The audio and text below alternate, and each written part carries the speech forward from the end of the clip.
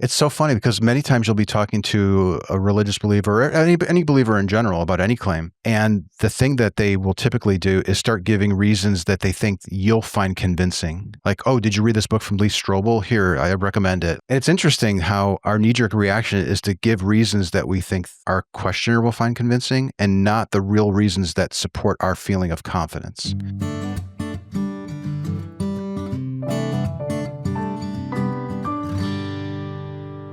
Welcome back once again to If I'm Really Honest, where I seek truth without tribalism. It's a place where ignorance isn't punished, curiosity is rewarded, and conflict doesn't mean contempt. So maybe just go look up the words Street Epistemology, and I'll see you back here in a couple weeks when you're done with that rabbit hole. Welcome back. As you can see, hopefully I've brought you someone that you don't fully agree with, and you've brought yourself, so you're way ahead of me on that one. Today I'm joined by Anthony Magnabosco, a caring and empathetic human who has made it his life's mission to spread the tools of better conversations on some of our species' hardest topics. It's humane, it's respectful, it's most of the things that a conversation should be. He calls it Street Epistemology, or SE for short. So I'll get out of the way now and let you hear how and why it works from the expert, Anthony Magnabosco. What is the current state of SE? Our organization is working on Module 10 of the self-directed course, Navigating Beliefs. Okay. We took a little bit of a break, but we're back at it, and we're getting some traction on that. We've got modules 7, 8, and 9 from the course that have reached the editor, and once those are cleared, we're going to go ahead and put those out.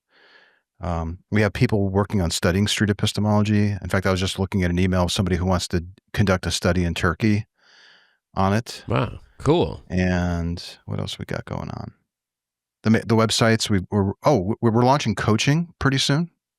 So we're going to actually have we're going to experiment with offering paid coaching for for people that want to learn street epistemology or related concepts. Cool. So, yeah, that's awesome.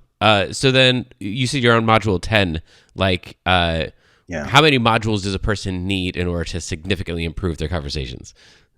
Well, I would recommend taking the full course, which is 14 modules, and the first half of them are available now for free. Wow, people can go to navigatingbeliefs.com and take those. And that gives you like an introductory of like what street epistemology is, why you would want to use it, how roughly you do it, just kind of high level. And then we get into some of the things like having the right mindset, ethical considerations, building and maintaining rapport, and then we stop. And then the second half of it is actually doing SE, like identifying the claim, establishing a person's feeling of confidence, figuring out what the real reason is that purportedly drives the person's confidence in the truth of their claim. And then the big one that we're working, and those 3 are done. We're going to probably release those. And then the one that we'll probably release next year is the one we're working on now, which is evaluating the quality of reasoning. It's the epistemology part of street epistemology. And we've been working on that for about 2 years now. We're not exactly sure how to write it in a way that we can teach it to people so that they use it in the moment. And that's been a challenge to kind of wrap our arms around that. And then there's 4 more modules after that, but those shouldn't be nearly as hard as Module 10. Well, I mean, it seems like there's a certain mindset and maybe even a certain personality that would like naturally lends itself to better conversations. It would be a hard thing to teach. The best we can do is make people aware of what those attributes are in a good facilitator of an SE talk, and sort of hope for the best. I mean, we can teach people like, here's what you need to sort of have in your mental arsenal to be good at this. Like having epistemic humility and curiosity and being charitable. Those types of things really go a long way when you're doing SE. And you can probably still do SE without those, but the impact of your questions may not land as much if you didn't have those attitudes. And so like watching your videos, watching you do it, it feels like a thing that like anyone could go out and do. Oh yeah, well like people are cool. Just ask them cool questions, and then everyone's people are going to change their minds, and obviously pick the smart thing. But then like you go to, and I'm not going to name names here, but some of the popular theological argumentation shows, and it's just conflict the whole time. And you go to Thanksgiving and it's conflict the whole time. It's like, what do you think people are missing? How come it feels so natural to you? And I mean, that is the course. I know I'm asking you to summarize in one sentence what the course is, but what are like a couple of the things that are surprising perhaps for people who get into SE and then they realize, oh, I've been doing this thing wrong the whole time?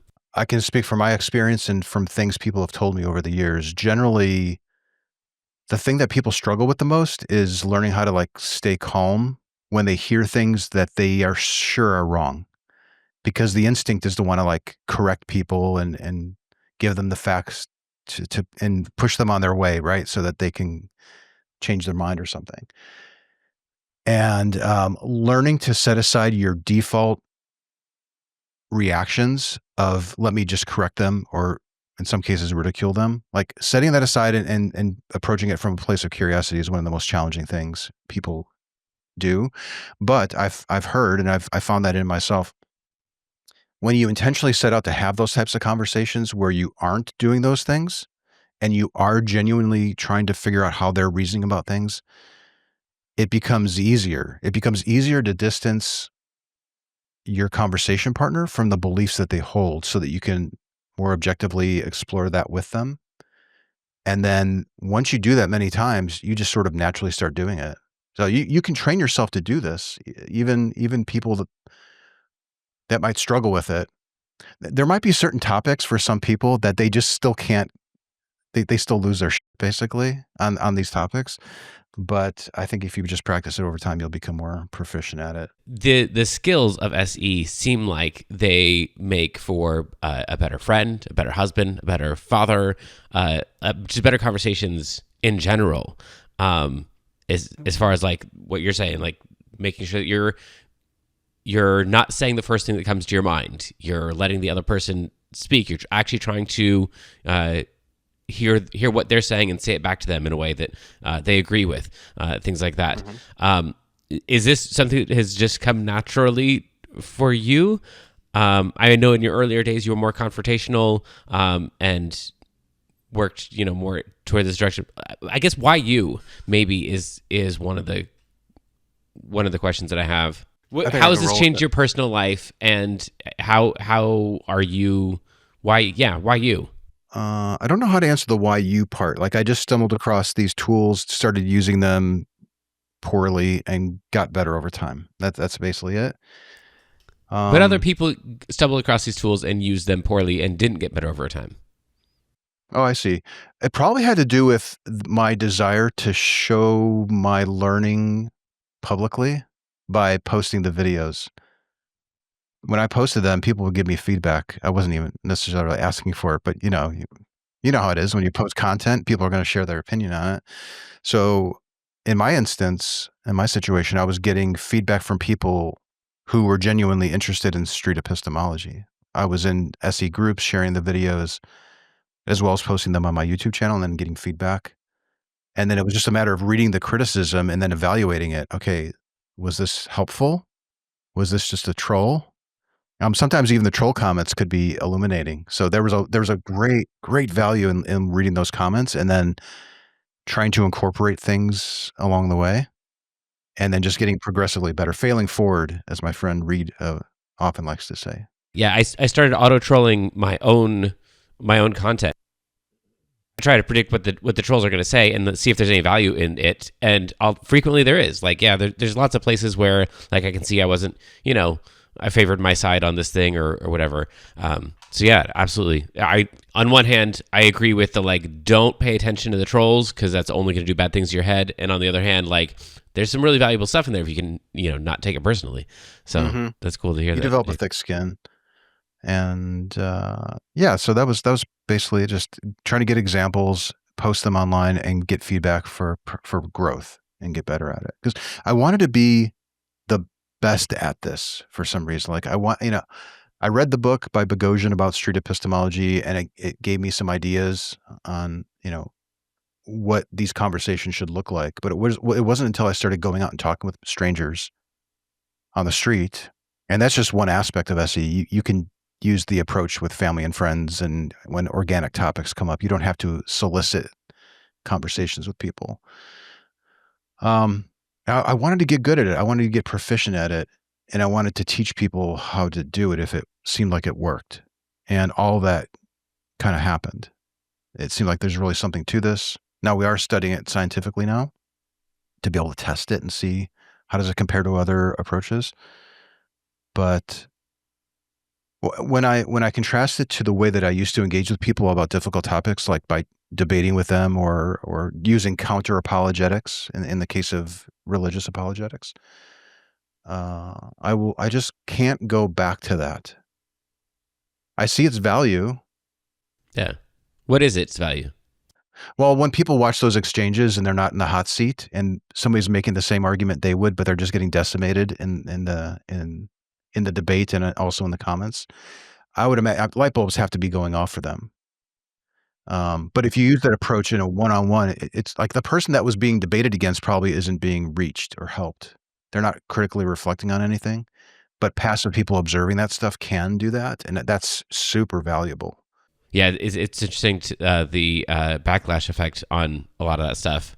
I mean, even because I imagine like a Christian watching, let's say, the Atheist experience. I don't feel like very many Christians would get deconverted. And maybe that's not the case. That might not be fair. But I feel like people who are on the edge in their questioning could get some reasons for deeper questions or something like that. But you have to be at a certain point in order for that to like not just push you back further into your camp. I think you're right. Like for someone who's 100% sure that they're right and they know because they know because they know, and they're just not even contemplating argumentation or the need for justifications for their beliefs. When they watch an episode of The Atheist Experience where they're traditionally debating and ridiculing and giving facts and knocking people's arguments down and being very brutal about it and blunt, I think, yeah, those people will probably just click right off the channel. But there are people, and maybe they come back when they're ready for it, but it's very off-putting. That stuff can be very off-putting to a lot of believers. I know a lot of that content because I spent 40 years as a Christian.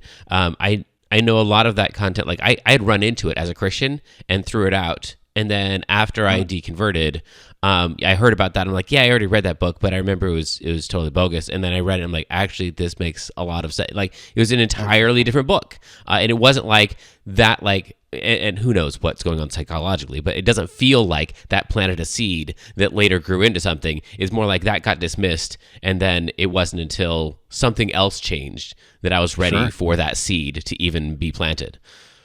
Okay, so when people argue and debate, they're assuming that their conversation partner is ready for facts that will change their mind. And we're usually not ready for that type of stuff. We can't even contemplate it, especially when it's a deeply held belief like religion that's tied to our identity. We fight for it. We'll do everything we can to protect it. But then, so the cool thing about street epistemology is that it's about meeting people where they're at, kind of coming in neutrally, as neutral as you can, and you can reveal your position if you disagree. That's no problem whatsoever. But a large part of it is figuring out where they are in their journey of critically thinking about this claim that they think is true. And some people you might meet for the first time, and they're ready for facts, and they'll accept it and whatever, but you don't know. And the thing that's cool about SE compared to debate is this idea of like this engagement where you're sort of figuring out where the person is at and what kind of questions, what are they ready for, basically. And some people just aren't even ready for the critical examination that we do in SE. It seems to me from watching you that a lot of it has to do with helping them know how ready they are for questions too, because they come in not really knowing what they believe or why they believe it, but having confident answers to what they believe and why they believe it. And so you almost have to like assume that the first wave of answers you get is BS and then like wade back into the territory. Yeah, it's so funny because many times you'll be talking to a religious believer or any believer in general about any claim. And the thing that they will typically do is start giving reasons that they think you'll find convincing. Like, oh, did you read this book from Lee Strobel? Here, I recommend it. Like that's happened 20 times, right, for me. And it's interesting how our knee-jerk reaction is to give reasons that we think our questioner will find convincing and not the real reasons that support our feeling of confidence, which is why in street epistemology, we do this thing called the real reason check, where we confirm that the reason that you're giving for being 90% sure that your claim is true really is the reason. And we'll ask something like, if we worked together and found out that this wasn't a good reason to your satisfaction, and I'm not saying that we can even do this, but if we did, would it have any impact in your confidence whatsoever in the truth of your claim? Right. And they say, well, I'd still be 90% sure that this is true. Then you're not talking about a reason that's worth moving through and exploring the quality of how they determine that that's a good reason. So you can set that aside. So that's the other. I love that's about SE is that it's efficient. You're talking about the things that really matter, and they're driving the person's feeling of confidence in their conclusion, as well as the behaviors that stem from that. And that's the important. Like that's really awesome because you're dealing with beliefs that people are being motivated to act out and behave on, which I think are the most important ones. It seems like you automatically come into the conversation in debate mode, and I don't know if that's just a human trait or if that's the experience of running into someone who's like the conflict of the conversation and the defensive Most people mechanisms. expect it. And most people expect it online or in person. They're expecting to debate and argue, which is why I think a lot of people say you shouldn't talk about religion and politics, at family functions, because we only know about debate. So people are expecting that. In fact, I also think that there are some arguments, like the religious ones, in my view, and even some political ones, where it's hard for a person to justify their belief if they're not going out on the offense for their position. And they have their bluster and they have all these facts and they're unassailable and they go sort of against you. And I feel like that's, in a way, it's a way to circumvent having your beliefs explored like we do with SE. But you can recognize that if you're meeting people where you're at and you're noticing that people are doing that they're being aggressive in their beliefs, you can actually shift to something different than SE, like nonviolent communication comes to mind. And nonviolent communication is sort of a way of sharing your feelings and needs, which can result in your conversation partner doing the same. Like you could say, I'm feeling like I want to ask all these great questions that will help you reflect on things, but the sense that I'm getting is that you're interested more in telling me like what you think is the case rather than reflecting on how you've determined that it's true. And I feel like I won't be able to do an adequate job of exploring your reasoning if we don't adjust for that. So like shifting to, and if you don't have those conversations where you're talking about feelings and needs, you can try SE tools, but you may not get the traction that you need, basically. So I'm really curious. The farther we go about pre-SE Anthony, because you said you really wanted to win at this thing, like you want to become the best at it. I'm projecting here that this was a trait that you held coming into SE in other areas of your life. Is that right or no? I wanted to become proficient at SE. That's what I meant by winning. Like I wanted to be really, really good at it and be a good example of it and teach lots of people how to do it. And I still hold that view today. That's Why like that instead of something else? Why not karate or an instrument? Well, because I've had bad conversations with family members and friends myself where I used the old way and I made things worse.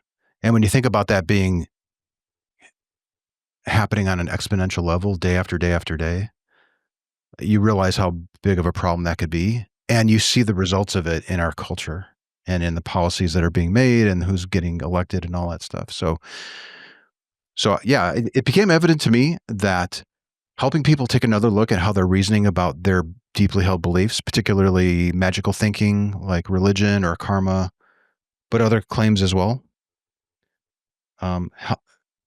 helping ensure that the majority of our population wants to believe true things and is actively cleaning their house epistemically, or epistemic hygiene every once in a while, I think is good for society. It's good for humans. It's good for human flourishing. It should reduce suffering and increase flourishing, I think.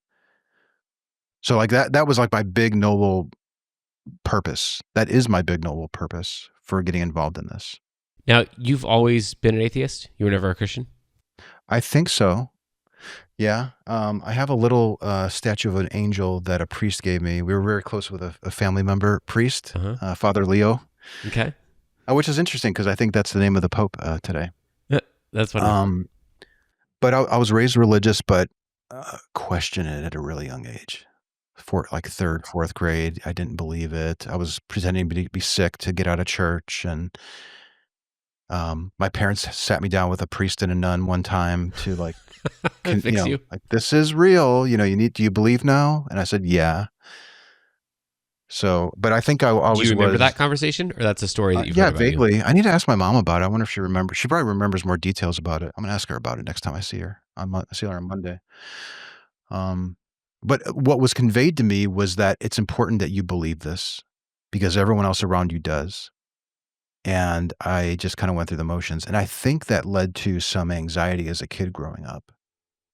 Yes, it would have to. Yeah. I think that's part of its job. When you think like everyone believes this, or are they just pretending? What's going on? It makes no sense to me.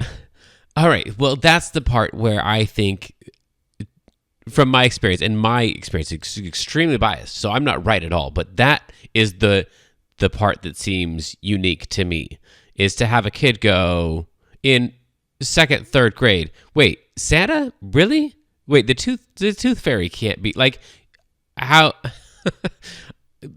everyone just accepts what we're given by our parents for at least a long time, and it takes a specific kind of autonomy, independence, something to reject that early. Do you see yourself as unique in that way, or no? You would think that would be a quality that you'd have to have, but I don't remember seeing myself as a kid being, other than like, I remember being sort of a scared kid. I was scared of everything. Which you would think you would gravitate towards religion if that was the case. When you say scared of everything, you mean imaginary like, things and real? No. Just like scared maybe isn't the right word. Like overly Anxious? respectful, maybe. It is odd because I wasn't raised in a family where you were encouraged to question. You were encouraged to go along. Right. But it just never sat with me well. Like I would always question. And I was probably being more antagonistic in debating, especially later in life. Do you have siblings? I do, and I'm the oldest, so maybe that's part of it, is that I was sort of looking out for them, and I had a lot of responsibility for taking care of them. So maybe it was more important to have an accurate model of reality, even at that age, and that kind of led to some of these needs or ideas that I have. Maybe. Also, that might be ad hoc. I'm not sure because in my experience, like I have got one older brother, and he's still very, very, very much into it. Yeah, I'd be curious to talk to your family and see if they think that you're unique in this way. I would love to have that insight. I know my youngest sibling. She's female. My other two are brothers. She's very religious. She's a young earth creationist. She married a young earth creationist, raising their kids that way. Yeah. And it just... Homeschooled, I'm assuming? Of course. Okay. Yeah. I know they mean well, but it pains me to see them being taught magical thinking and all the baggage that comes with it, like shaming, othering, all the negative things that religion tends to smuggle in. Huh. Interesting. Okay. Well, you definitely seem unique to me in your openness and your willingness to question yourself. So, and it seems like trying to get other people to that place is the challenge of maybe all evangelism, but definitely truth seeking. What have you changed your mind about since you started SE? Other than your tactics, like what philosophically or socially, ideologically have you changed? I used to be pretty close-minded on open carry gun laws in Texas. So I'm a little bit more open to the idea that, okay, if there was a parent at this school, at this soccer game, and somebody started shooting, this parent would probably be able to neutralize, maybe, or at least get involved and maybe, help put an end to this shooting faster than waiting for the police to show up. Like, that seems reasonable. But I'm still not crazy about seeing pistols on the belts of parents with fourth graders running around. Like, that's just kind of crazy to me. But I've shifted a little bit, and that mainly because I would go to protests. I would go to Open Carry Texas events and talk with the people who were out there advocating for that position. And I asked them questions, and I think there were some moments where they realized. I had this great interview with this guy. Basically said, even if there were statistics saying that this carrying guns actually increased deaths, I'd still be for it. And that was just like an interesting moment that he himself, I think, didn't realize he had that position, and I was a little bit shocked to hear it. But you have enough of those exchanges, you start thinking about your own positions on things. How did that affect you? Like that seemed that actually makes sense to me. Like that there was nothing in that sentence that struck me as surprising or weird. Well, in having that position, you mean on guns? Yeah, sure. I mean, there's a lot of things about liberty that me having it is costly to the group. We don't change people's individual liberties based on whether or not there's any cost to the group, right? I guess in a way, like how it changed me would be, like I said, I'm more open to the idea of open carry. Like I get less triggered when I see people doing it or advocating for it because I can understand why they have those arguments and why they have those positions. So maybe that's like the biggest thing overall is when at least for myself, when I encounter somebody who I disagree with, even family members who have horrible political views that normally divide families, and I've heard of stories where people will cut off contact with their families because they have these positions. I'm able to make the distinction between them as the person and these horrible beliefs that they hold, because I remind myself that they probably haven't had an opportunity to really critically think about their position that much. And it's just a matter of them doing that. And I think that they would probably end up coming around. So I don't know. I guess I've learned grace a little bit, maybe more. In what way do you mean that word? That's a pretty loaded word. Grace? Yeah. Yeah. Yeah. In what way do you mean grace? Charitability. Being charitable. Like it's more like you recognize what's happening to people psychologically, and once you realize that it's just something that our brains do, I can't fault you for holding a horrible position because you haven't clearly reasoned about it, or you did reason about it, but there were faults in your reasoning that you haven't discovered yet. Like, I don't know, you sort of realize that it's like it's kind of out of their control. It's almost like a free will type of thing. I don't think people have free will, so people aren't choosing the beliefs that they're deciding to adopt. They're encountering things that they find convincing, and they incorporate them, and it becomes part of their identity, and then they fight for them.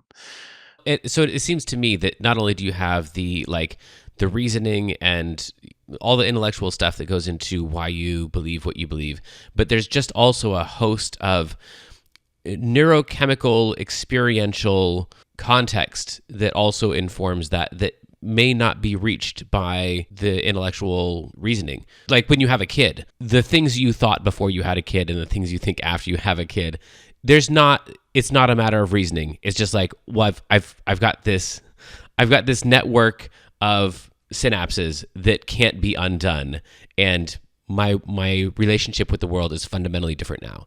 So yeah, reason with me all you want about whether or not love exists and whether or not this is just hormones and pheromones and whatever else. That's irrelevant because I've got this experience that I can't deny. And I feel like that's where a lot of people are religiously. Oh yeah. Yeah. Personal experience is a huge reason why people believe. And when we're doing SE, people give reasons for their feelings of confidence in the truth of their claim. So somebody may be, I'm 80% sure that God is real, and here's my reasons why, and we can do a real reason check and figure out what those reasons are. And we can find reasons that we can analyze empirically, like they're objectively true facts about reality that we can empirically build a test for and analyze. And there are some reasons that people have for their beliefs because of that, but also a lot of it is emotional and personal experience. And those also drive person's confidence in the truth of their belief. And we want to recognize those and tease those apart too when we're doing SE. We don't just ignore them because it's personal experience and it's off limits. No. Typically what we do is recognize that you had a personal experience of some kind to the point where you're telling me that it's a reason why you think that this is true.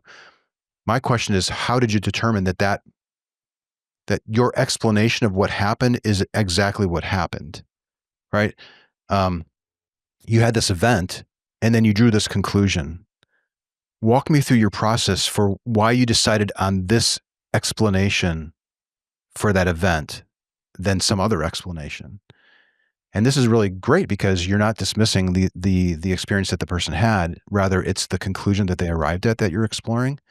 And if you do it in a collaborative way where the person is with you, looking at that critically, and you're not touching the event, like the event was important. The event, meant something to them, but we're talking about their reasoning process. And when you approach it that way, people tend to really open up and think about it, and even discount their very own personal experiences that they had when they realize that they can't be so sure that what they're concluding happened actually happened. Do you ever run into people that feel like they're lost causes? Like, I'm just going to move on because I understand that the weight that you're putting on your personal experience is insurmountable with any kind of intellectual pursuit. It's hard to say that everyone it's hard to say that there are people that are unreachable, but there probably are some that are unreachable. But it's mostly because they have a mindset of dogmatic certainty. They're being dogmatic about it, or they. I wish I had my notes in front of me. We're writing a module about this very thing, but there are certain things that they're doing that are preventing you from actually even exploring their reasoning. And that's really frustrating because like if they would just allow me to walk through their reasoning with them, I bet I can help them recognize that they're overconfident or that there's a problem here. But when you encounter somebody who's just so closed-minded, you have to, it's like I mentioned with NVC, you need to shift to something different basically than SE. They're not ready for those types of engagements. Okay, so there's like three major things that can get in the way. As being dogmatic, being relativistic, which we can talk about, where you think like, well, everyone has their own truth and it's true to me. And then also when a person prioritizes the utility of the belief over the truth, those are sort of like the three things where, it doesn't really matter to me if it's true or not. It makes me feel good. Like people would literally say that. So if you have those types of attitudes, but all that stuff is surmountable. You can explore why the person is being dogmatic or relativistic, or they're prioritizing the utility of the belief over the truth of it. You can set aside the claim and then explore why they're doing that. What is it about this belief that by your own words prevents you from even wanting to consider that you might be wrong about it?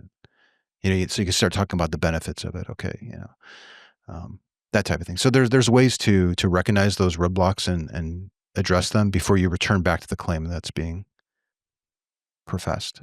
It seems like it's really helpful to have more of those tools in your tool belt, which is what I feel like I've seen evolve throughout SE is like, well, we started out with a couple tools, but then this is a roadblock. So then how do we develop a tool around that? And just like developing more and more things of like, okay, when you run into this thing, these 13 things aren't going to work, but you might want to try number 14 here. Yeah. It's pretty cool. And that's the challenge that we're facing with the course, is recognizing what those roadblocks are and like how to recognize them and then how to overcome them. Right. So there's a detection stage where you're detecting issues and errors with the person's reasoning. And then there's an addressing stage or an exploring. So there's a phase where you explore it. Let's explore how you're reasoning about this. this all feels, perhaps because of the baggage that I'm bringing to the topic, feels like it's headed toward atheism. Like, not that that's necessarily the goal, but like that's the big push on this stuff. And maybe it's because a lot of the videos are, conversations with Christians. Is there a turning towards atheism bent toward SE in general? Probably. I mean, street epistemology started in atheist circles. It appealed to me because I was an atheist having arguments and debates with theists and getting nowhere. So it was appealing to me as an atheist. How old were you at that point? Oh, this when you first first started trying. Oh, it was 2012. Okay. So I was 42, I think, when I started. Okay. Yeah. Sorry, 42. I interrupted. No, that's okay. What were we talking about? About whether or not there's an atheist bent to it. And yeah. So SE was originally marketed to atheists, and atheists took up the mantle basically and started going out and recording conversations. And most of those conversations were about God beliefs at the start, and then magical thinking like karma and law of attraction. And then we started getting into political things and, trans discussions. Everything is being discussed these days. And I should say there are theists who adopted SE tools, and they will do street epistemology too. We could talk about how good they are at it. And, what are they really up to when they're doing this and that type of thing? Because usually there's messaging going on. I've noticed, like, okay, now that you realize that you can't be so sure that there's no God, here's the Bible. But at the heart of it, SE is really good about helping people evaluate the quality of the reasoning that supports their confidence in the truth of a claim. And some claims are highly susceptible to this process. Some claims require faulty reasoning to think that they're true. I hate to say it, but it seems like that's the freaking case. So in a way, SE kind of is like, and unless there's really good reasoning and facts backing up a claim, SE is going to slice through it and help people realize, like, we're going to hold up a mirror and you're going to see that this is whether you're in good or bad standing here. And for most religious beliefs, the reasoning that supports it is not very good. So I could see a case being made that if SE became very popular, there probably wouldn't be a lot of theists running around. Just because of the nature, but it's not like there's this nefarious agenda. It's just the nature of the SE questions, and it happens to be the nature of the claims that are made by religious people. And that's just what it is. Does that sound arrogant to say? But it really kind of seems like it's the case. And and I look at people like Charlie Kirk and these theists. They would be very aggressive in making their points because they needed to be in order to make them land. But if they would allow themselves to have their beliefs interrogated by somebody using an SE type of approach, I think they would recognize the faults in their reasoning, which is mainly, I think, why they don't participate in them. They'd rather do the aggressive in your face, I'm going to own you in this debate. I'm glad that there are people that are as hopeful as you about that. I might be a little bit more pessimistic about humans' ability to the level to which humans care about whether things are true or not. I don't know. I sometimes share your pessimism, and many, many, many times I wonder if I'm being way too optimistic with this. What choice do we have? That we need that. Yeah, war, right? Or what choice do we have? Well, it's the status quo where we dominate the opposition and we elevate the craziest examples on the other side. Yeah, or we go to war. That was a surprising realization in going out and doing talks with people over the years, is how few people would literally admit that they don't care if their beliefs are true or not. These identity shaping beliefs that inform how they behave in the world and who they want to vote for and what they want to have taught in schools, that a third don't maybe even care if it's true. That's frightening. And that's not including the people who get confused between objective and subjective truth. That's a whole other issue. But I feel like you would have the same thing if you went to some tribe and were like, hey, how do you know that your tribe is the right tribe and the tribe that you're warring against is the wrong tribe? Like, the cost of that question is just too high. Like, what, I'm supposed to not have a tribe? Like, I don't care. I don't care if it's true or not. This is the only thing keeping me going. So I can't afford your intellectual honesty.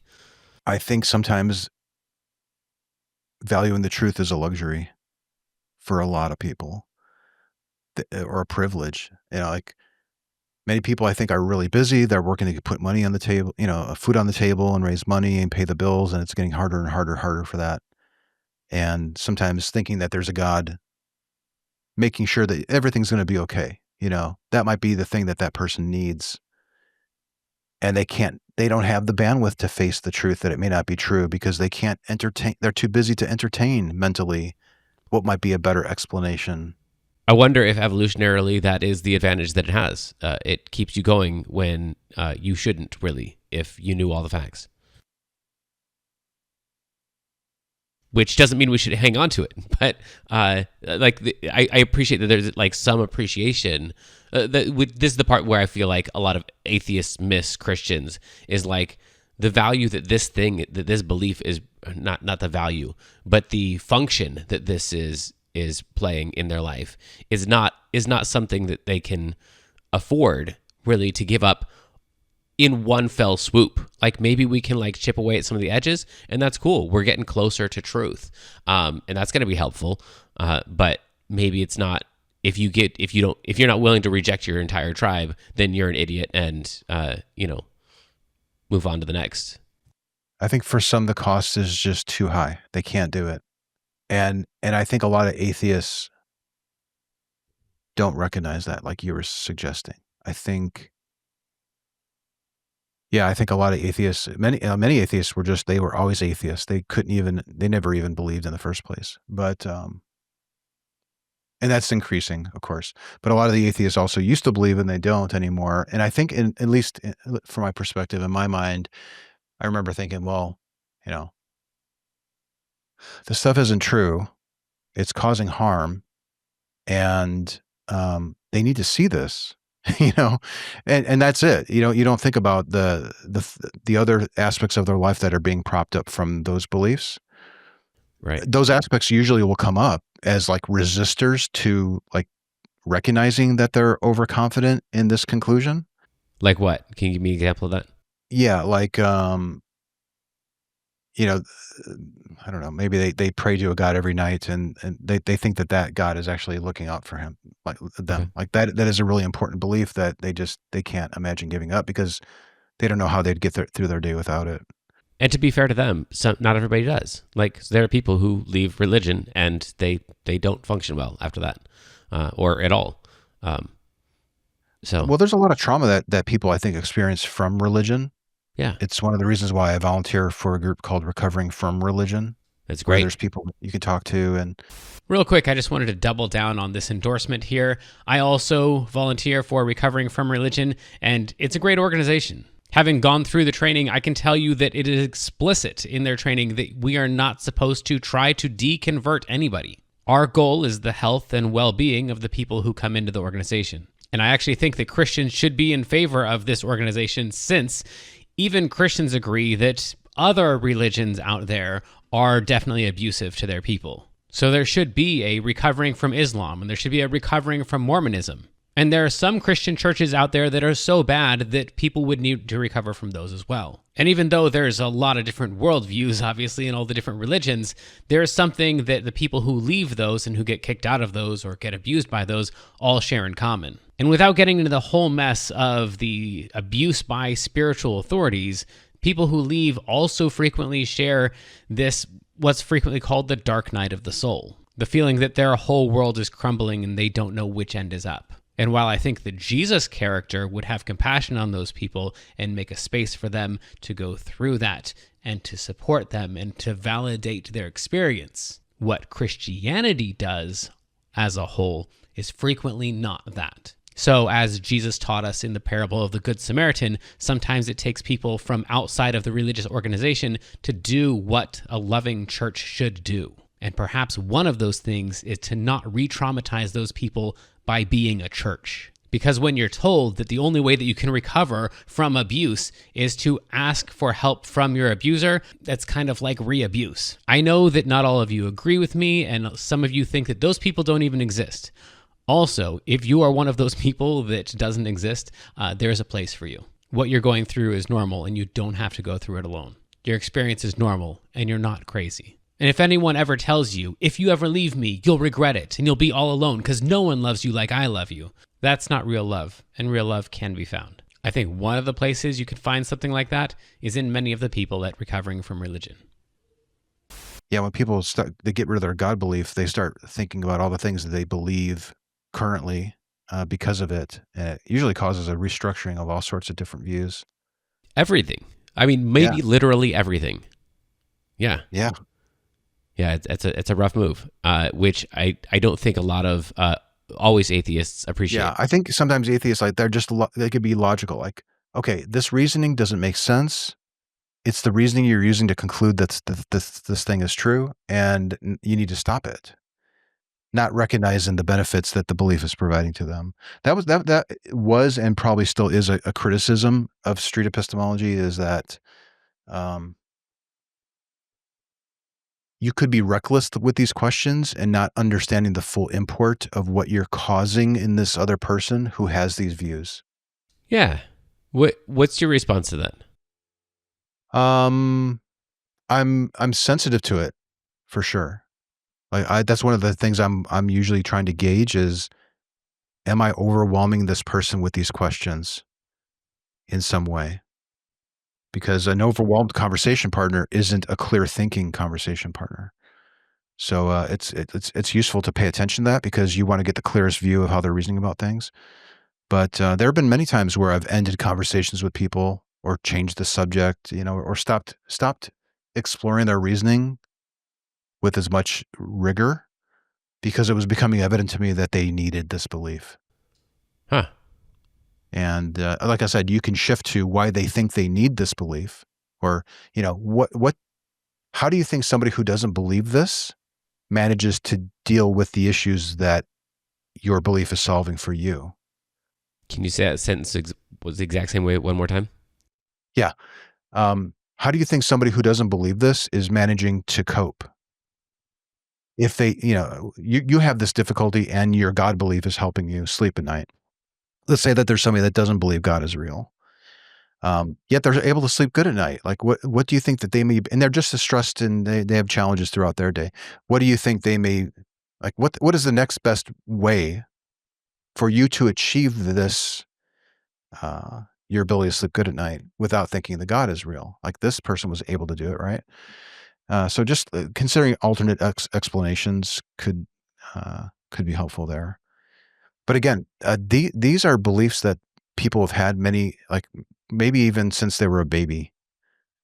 And you have to think like, okay, a 10-minute talk, 15-minute talk maybe isn't going to, you can only do so much, because the person's likely going to snap back to where they were prior to the conversation. But ideally, you've carried yourself in a way that demonstrates the importance of critically reflecting on these things, and maybe they'll take some time when they're alone and they feel safe and they can do it on their own when they're ready. And like we said at the beginning of the conversation, like, who knows how much, and this is a very Christian sentence here, but who knows how much that will carry through. Like, it's not like people are going through their lives and then changing their minds. Like, you're going through your life, taking on little bits of extra experience in life, and this life experience is getting heavier and heavier. And I feel like the more non-confrontational experiences you have with the other side, with the bad ones, and the more positive experience you have there, and the more they pique your interest, the less reactive you're going to be to those ideas or to those people. So Yeah. I feel like as atheists, we need to be the good ones out there, because even if it's not going to like change the whole course of their life at this moment, being one of the good ones will perhaps cause them to be more open to the next ones. I don't know. That's what I think so too. That's our hypothesis, that when you have an engagement and you're exploring somebody's reasoning through SE types of questions, and you're doing it in a way that's civil, where the person doesn't feel attacked and they're critically thinking about it, and then you give them space to go about their day. Yeah, maybe a month from now when they're laying in bed and they're having trouble sleeping, and maybe they'll think about that conversation because it wasn't a threatening thing to them. It was an inspiring moment. If you can create those moments, I do think that there's a long-term effect, and I think it could help them. Well, and I feel like even if you can help them improve their thinking, even if it doesn't change this topic, like they may keep their God, but they may change on some other important issue. Yes. Which, like, personally, I'd prefer that. Like, if everyone would either be Christian but have good reasoning on all other topics, or vice versa, like, keep your God. Like, Yeah. that's cool as long as you're not hurting other people or taking their stuff. Like, we're good. Yes. It's one of the reasons I there's an aspect of SE that I really like, and that is the efficiency of it. So when you're doing SE, the claim and the person's confidence and, their reasons, like that's all interesting.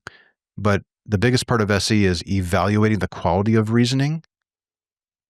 So we're working at a lower level than the claim. Like there could be thousands of claims that a person makes where I take it on faith that it's the case, is their reasoning.